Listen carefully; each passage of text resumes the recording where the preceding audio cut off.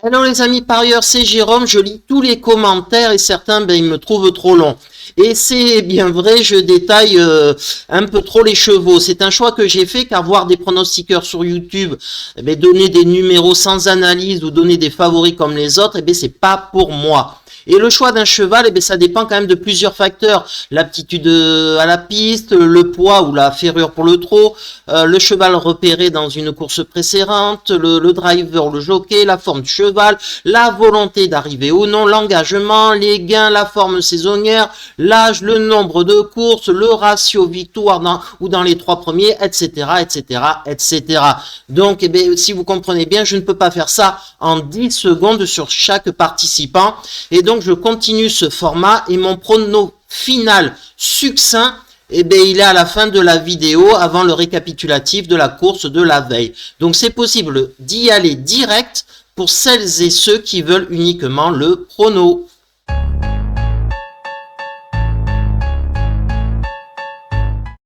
Allez, place aux choses sérieuses maintenant, ça rigole plus, c'est le quintet, c'est à Vincennes, pour un quintet donc de trop. Et comme d'habitude, il y aura un zoom sur certains concurrents bien précis avec mon tuyau, mon chocolat et mon cheval piment pour faire monter la température avec une belle cote. C'est un super lot intergénérationnel, groupe 3 ce samedi avec des chevaux de 5 à 11 ans et c'est le prix du plateau de Gravel qui fait office de quintet donc sur le parcours classique des 2700 mètres de la grande piste de Vincennes. Il n'y a seulement que 13 partants et il y a quelques étrangers. Mais je pense qu'on peut rayer sans problème le moins bien engagé au gain Ferré rentré qui vient du monté.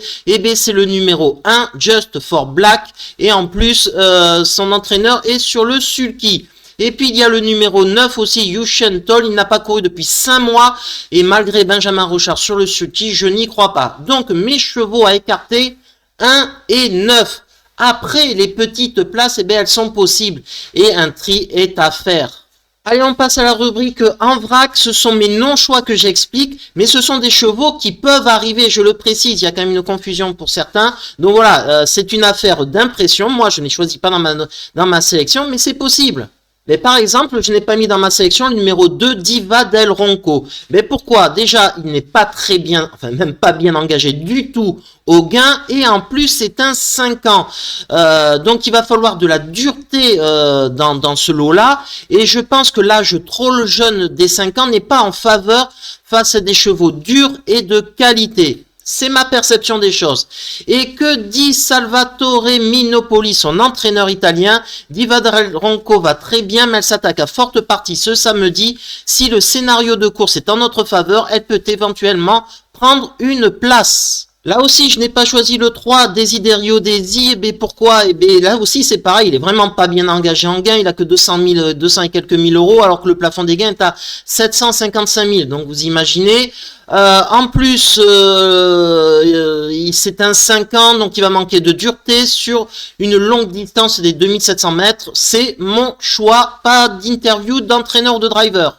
Allez, on passe maintenant à la rubrique tuyau, piment et chocolat. C'est parti! Mon tuyau, les amis, dans cette course, ça sera le numéro 7, Idéal Lignerie. Il reste pourtant sur des contre-performances inquiétantes de prime abord.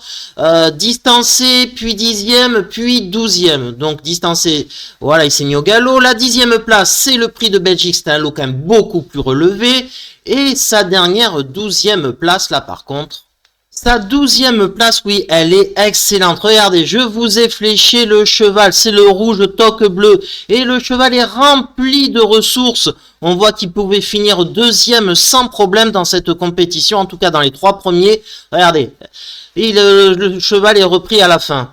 Donc, la forme est là. On a pu le voir. Et puis, il faut pas oublier quand même que ce cheval, c'est le dernier 4e du critérium des 5 ans et il avait fait cette magnifique performance dans un groupe 1 derrière des chevaux comme Idaho de Tillard quand même, je répète c'est le vainqueur du prix d'Amérique et le prix de France, et Ina Rosa qui vient terminer seconde du prix de Paris. Donc quand même ça montre la qualité de ce cheval, il est en pleine forme, c'est pas les mêmes concurrents, vous en conviendrez ce samedi, c'est pour ça que c'est mon coup de poker, je le mets en tête de ma sélection, je pense qu'il fera peut-être une jolie petite cote. Et que nous dit son driver? C'était son driver déjà de la dernière fois, François Lagadec. Idéal Lignerie avait fort bien lancé son meeting avant sa troisième place, avec sa troisième place dans le prix Marcel Laurent derrière Marossa et Ida Otilla et son accessible d'honneur dans le prix Douanette de Saint-Quentin. Ensuite, il a été disqualifié dans le prix Ténor de Bonne à cause d'un ralentissement.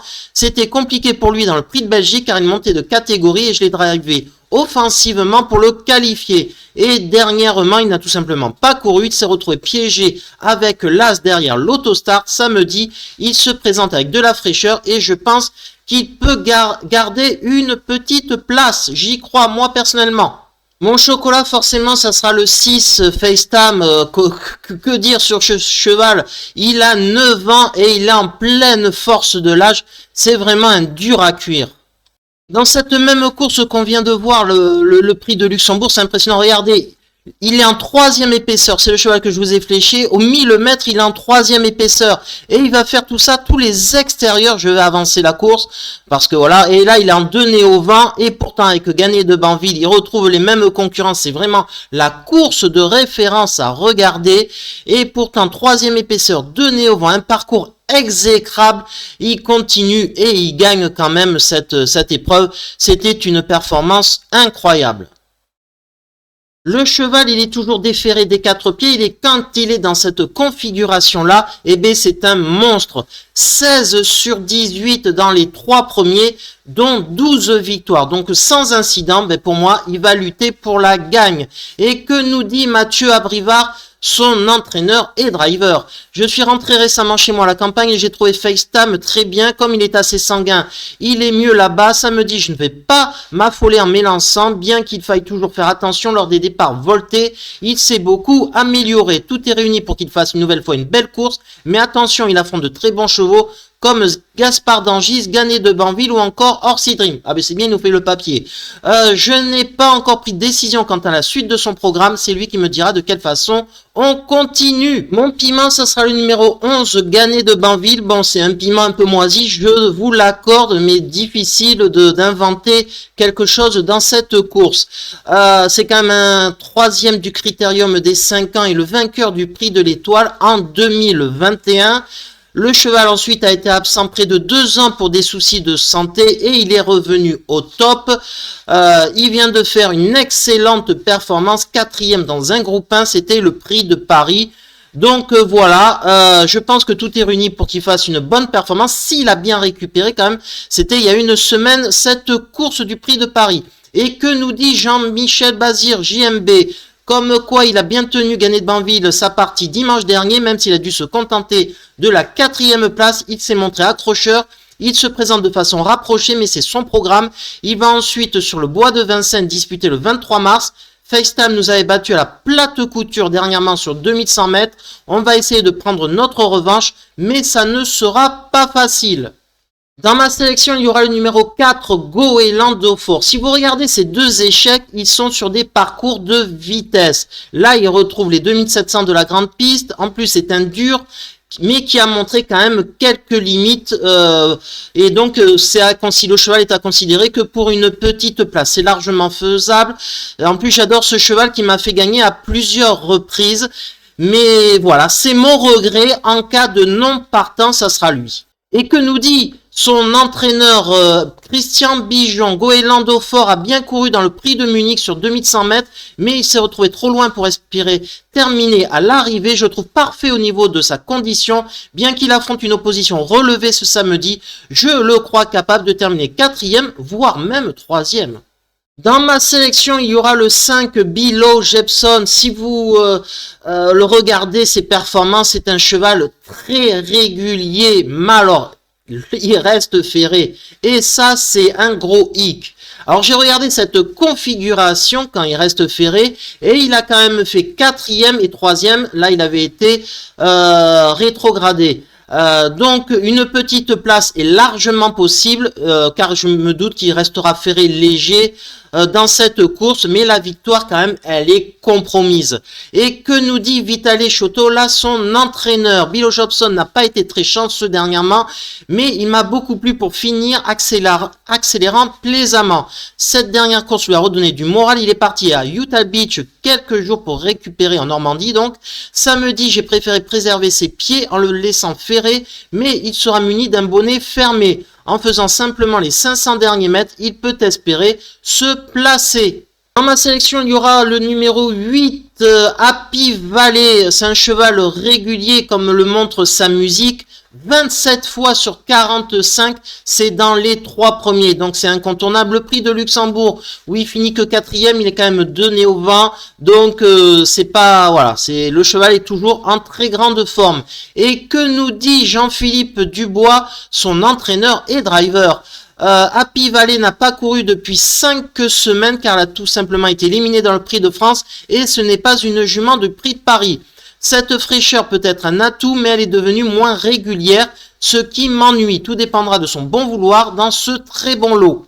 Et dans ma sélection, bien évidemment, il y aura le numéro 10, Gaspard d'Angis. Là aussi, cheval très régulier, 31 fois sur 60 dans les 3 premiers. Il est incontournable. C'est le vainqueur de la finale du Grand National du Trot. Il a écumé toute la province avec des performances exceptionnelles. Et que nous dit Jean-Michel Baudouin, son entraîneur? Tout va bien pour Gaspard d'Angis. Samedi, Eric Raffin devra être vigilant. Partant, bien sûr, il devra tenir tête à FaceTime et gagner de Banville. Mais s'il se montre sous son vrai visage, il doit terminer avec eux. Bien entendu, on peut faire l'impasse sur le numéro 12, Orsi Dream. C'est un cheval de très grande classe. Il a eu quelques soucis de santé, c'est pour ça qu'il n'a pas couru le Prix d'Amérique cette année. Alors, ses dernières courses, c'est pas terrible. Son entraîneur est au sulky et le cheval est ferré.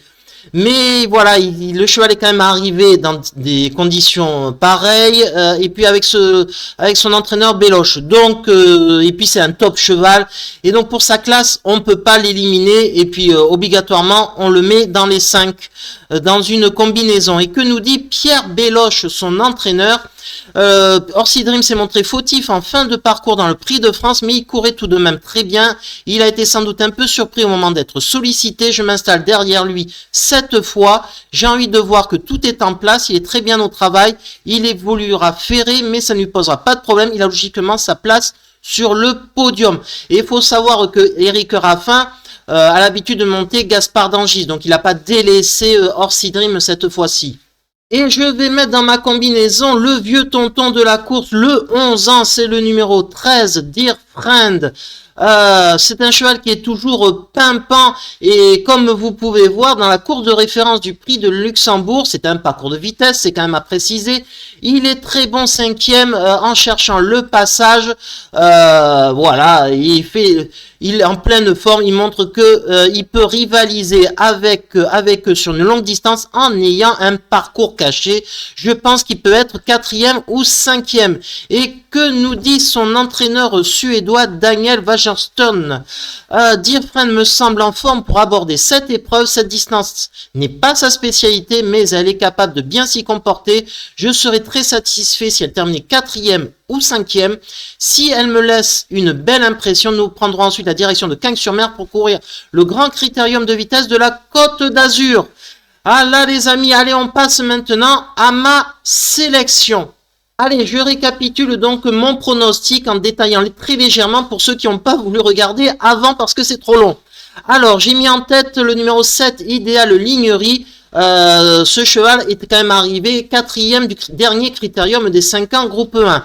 Donc c'est un coup de poker. Le 6 FaceTime incontournable, il reste que sur des victoires. C'est un monstre. Le 11 Gagné de Banville. Là aussi, il vient de terminer 4e du Prix de Paris. Il est incontournable. Le 12 Orsi Dream, je le mets très haut dans ma sélection parce que c'est le cheval de classe du lot. Sauf qu'il est ferré, il y a Pierre Béloche au sulky et on ne sait pas trop où il en est avec ses quelques soucis de santé qu'il a eu. Le 5 Bill Johnson, je le mets très haut dans ma sélection, même s'il reste ferré, mais il est déjà arrivé dans cette configuration-là. Ensuite, le numéro 8, Happy Valley, cheval plutôt régulier. Sur une pointe, il peut venir chercher une petite place. Le 13, Dear Friend, exceptionnel lors du prix de Luxembourg à 11 ans. Il peut faire l'arrivée avec un parcours à l'économie. Et le 10, Gaspard d'Angy, je le mets en bout de combinaison. Il a beaucoup écumé la province l'année 2023. Donc, il peut être quand même un peu défraîchi à force. Donc, voilà. Et en cas de non-partant, ça sera le 4, Goéland d'Eaufort. Voilà mes pronos, les amis. Allez, un petit retour sur le Quintet Plus de jeudi, c'était à Cagnes-sur-Mer. Donc, en toute transparence, comme à chaque fois, et vous pouvez retrouver mes stats, tout ça, sur mon blog Beerbull. Alors, j'avais mis mon tuyau, je l'avais mis en tête à Harvey Gemma, et il a gagné. Donc, voilà, il est à 4 ou 5 contre 1 selon les opérateurs. Ensuite, mon chocolat IS Weekend, il a terminé 3e alors qu'il a été fautif, ligne d'en face, il aurait dû être beaucoup plus près, et notamment devant le deuxième Gamble River qui fait casser la baraque puisque je l'ai pas mis. Voilà, c'est dur et puis il faut faire une sélection. Le 4e, le 16, Eberton, je l'avais mis. Je m'en méfiais de Guelpa Ferré. Donc voilà. Et ensuite, le 5e, c'était le 11, Éolien de Chenu.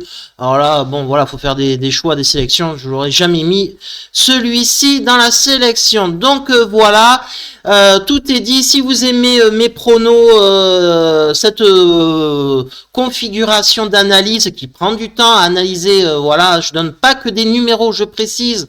Voilà, je mets 30 secondes, une minute pour chaque course pour expliquer mes choix ou mes non-choix. Donc, si vous aimez ce concept-là, eh bien, vous savez ce qu'il vous reste à faire. Partagez la vidéo, likez, voilà. Et puis, je vous dis à demain pour de nouvelles aventures, car les courses, ça ne s'arrête jamais pour nous. Allez, ciao les amis parieurs.